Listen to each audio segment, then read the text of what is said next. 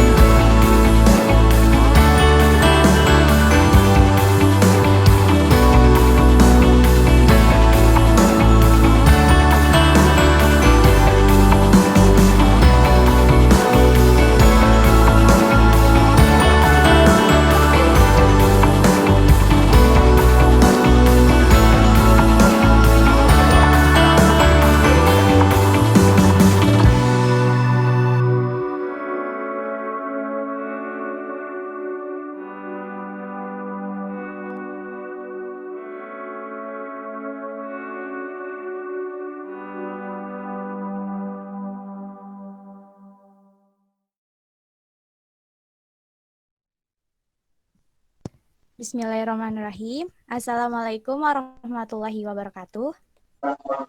Waalaikumsalam warahmatullahi wabarakatuh. Sebelumnya, apakah di sini sudah hadir semua? Sudah, Bu. Hadir, Bu. Sepertinya sudah, Bu. Baiklah, kalau misalkan sudah hadir semuanya, Ibu mulai saja ya pembelajaran pada hari ini. Mulai, Bu. Iya, Bu. Baiklah, Baik, Bu. sebelum kita memulai pembelajaran pada hari ini, alangkah baiknya kita berdoa menurut agama dan kepercayaan masing-masing. Berdoa dipersilahkan.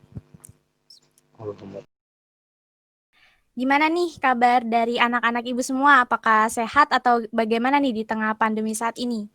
Alhamdulillah sehat, Sehat, Bu. Bu. Alhamdulillah. Alhamdulillah ya. Gimana? Baik, Bu. Tadi kan sudah mengerjakan kuisnya, apakah susah ataukah gampang kuisnya? Susah banget, Bu. Waduh. Susah, Bu. Susah. Banget susah, Bu. Materinya sudah dipelajari belum? Waduh, Bu. Sudah, Bu. Udah, Bu, tapi nggak paham. Harusnya sudah ya. Baiklah, nanti Ibu jelaskan kembali jika ada yang kurang dimengerti lagi ya.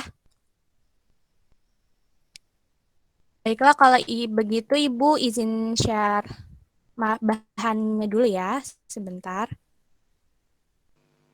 Proses, Bu. Udah, Bu. Udah. Sudah, Ibu. Sudah, Bu. Ini Ibu jelaskan secara singkat saja ya, karena kan lengkapnya sudah Ibu taruh di Google Classroom kita. Ya, Bu. Baik. Terima kasih, Bu. Baik, Ibu mulai.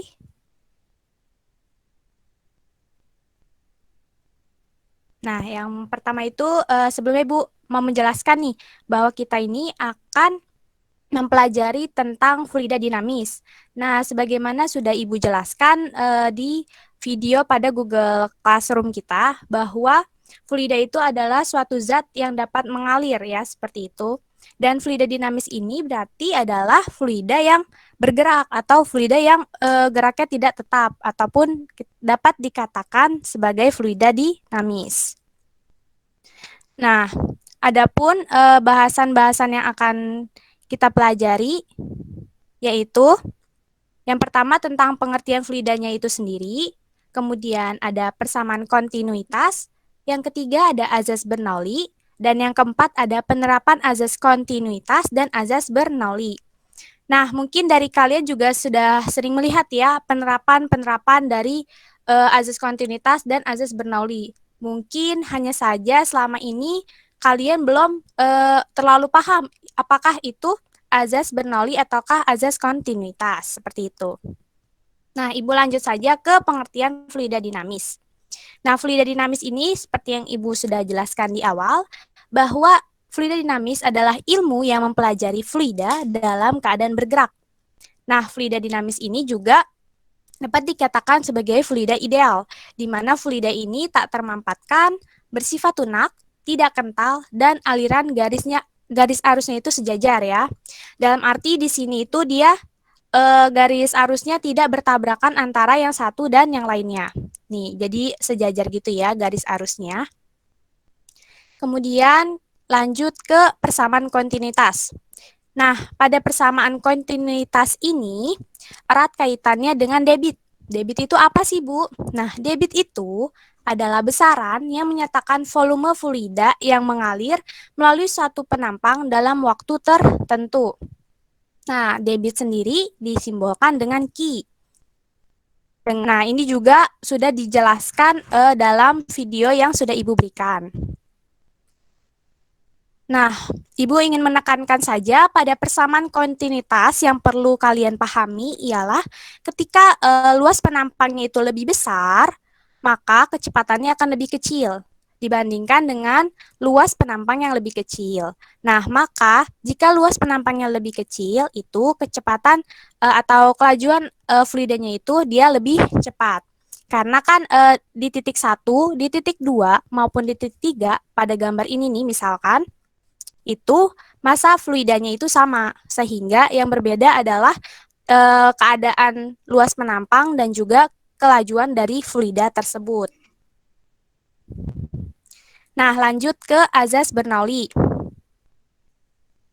Nah, pada azas Bernoulli ini ada diibaratkan dengan pipa mendatar atau horizontal. Nah, kalau tadi pada azas kontinuitas itu kita lebih menjelaskan ke arah luas penampangnya dan juga kecepatannya. Nah, di sini kita lebih membahas ke tekanan fluidanya itu sendiri. Nah, jika pada hukum Bernoulli ini, tekanan fluidanya itu akan besar pada bagian yang kelajuan alirnya paling kecil.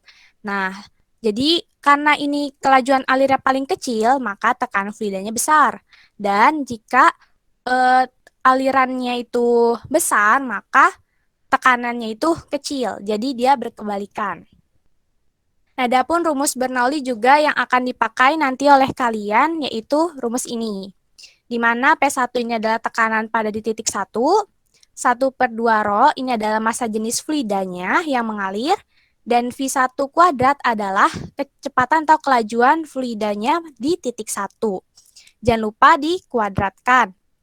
Kemudian ditambah rho GH1. Rho di sini sama, masih massa jenis fluidanya. G ini adalah gaya gravitasi, di mana jika di soal tidak diketahui, kalian semua bisa mensubstitusikannya dengan angka 10 meter per second kuadrat. Nah, H1 adalah ketinggian dari tempatnya titik 1 ke dasar.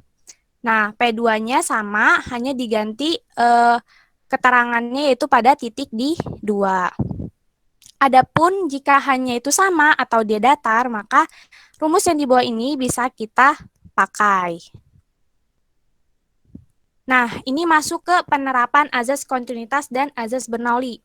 Mungkin kalian semua sudah sering sekali ya mendengar atau melihat gitu penerapan-penerapan dari azas kontinuitas dan azas Bernoulli.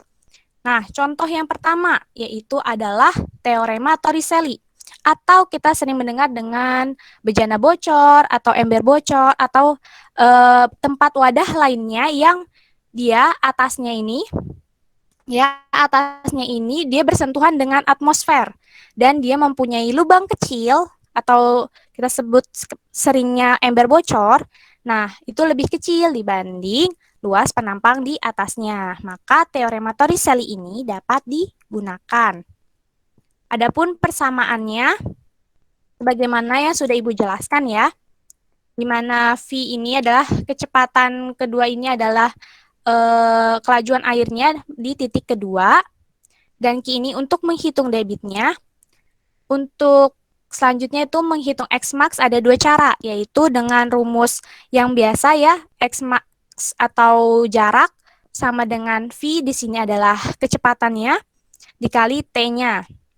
Kemudian jika yang diketahui hanya ketinggian dari lubang ke permukaan airnya atau fluidanya sama dari titik lubangnya ke dasar. Nah, itu bisa menggunakan rumus X max sama dengan 2 akar H1 dikali H2. Nah, Tmax-nya ini adalah waktu yang ditempuhnya dari fluida ini keluar dari titik ini sampai menyentuh ke tanah, seperti itu. Selanjutnya ada tabung pitot. Nah, tabung pitot ini juga sama untuk mengukur kelajuan fluidanya. Di mana untuk mengukur kecepatan alirannya itu adalah V sama dengan akar 2 kali rho aksen atau rho yang ada di manometernya ini dikali G gravitasi dikali H dibagi rho. Rho-nya apa?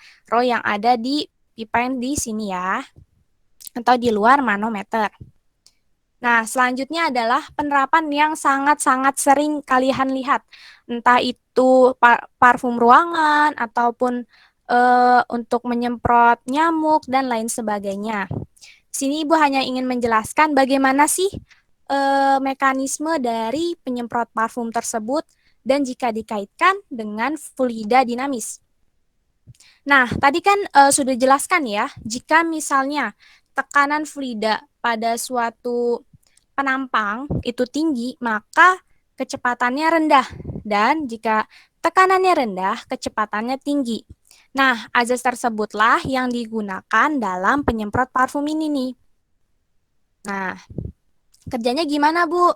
Nih, misalkan kita di sini menggunakan bola karet yang diremas. Nah, jadi nanti ketika bola ini diremas, maka fluida yang ada di bawah sini itu akan mendapatkan tekanan udara yang tinggi, namun kecepatannya rendah. Nah, sehingga jika kecepatannya rendah, maka fluida yang naik itu tidak terlalu banyak kan. Kemudian didorong dengan udara yang kecepatannya tinggi, meskipun tekanannya rendah. Sehingga yang keluar adalah percikan-percikan dari fluidanya ini. Jadi, dia itu mengubah dari fluida yang banyak di sini, gimana caranya biar keluarnya itu efisien, sesuai dengan kebutuhan. Jadi tidak mubazir gitu ya, semuanya disemprotin gitu. Nah, itu adalah prinsip-prinsip dari fluida dinamis. Ada yang ingin bertanya terkait fluida dinamis ini? Baik Bu, izin bertanya. Ya, silakan. Jadi kan tadi pada teorema Torricelli Bu ya. Jadi di sini Ya. pertanyaannya, mengapa pada rumus teorema Torricelli, tepatnya pada gerak jatuh bebas bernilai positif, padahal arahnya ke bawah, itu mengapa Bu? Terima kasih Bu. Baik. Tadi ditanyakan ya yang gerak jatuh bebas, kenapa sih di sini positif gitu ya? Betul Bu. Nah, itu kenapa dia positif? Karena ketika air ini jatuh ke tanah, arahnya itu searah dengan gaya gravitasinya.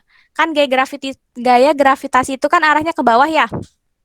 Nah, karena dia ke bawah dan searah, kita sepakatkan bahwa jika arahnya sama dengan gaya gravitasi bernilai positif, maka rumus di sini menjadi positif, bukan negatif. Lain halnya jika dia ke atas, atau misalnya seperti gerak parabola yang ke atas. Nah, itu maka dia bernilai negatif karena berlawanan dengan gaya gravitasi. Apakah sudah paham? Gravitasi apa nih Bu? Gaya gravitasi bumi. Oh, bumi Bu. Oke, baik Bu. Terima kasih Bu. Iya, terima kasih. Nah, terus untuk penerapan fluida dinamis sendiri, mungkin ada yang bisa mengulang lagi apa saja penerapannya yang sudah Ibu jelaskan? Penerapannya itu Bu, ada gaya angkat sayap pesawat terbang. Bejana yang bocor, Bu. Artinya udah pada paham ya bagaimana penerapan dari fluida dinamis itu sendiri. Ibu harap sih materi ini bisa kalian terapkan dalam kehidupan sehari-hari karena materi ini sangat dekat dengan kalian. Nah, mungkin itu saja yang Ibu bisa jelaskan. Kurang lebihnya mohon maaf. Akhirus salam wabillahi taufik wal hidayah. Wassalamualaikum warahmatullahi wabarakatuh. Waalaikumsalam. Waalaikumsalam warahmatullahi Terima wabarakatuh. kasih, Bu. Terima Terima kasih. kasih Ibu atas perhatiannya. Kurang lebihnya mohon maaf. Wassalamualaikum warahmatullahi wabarakatuh.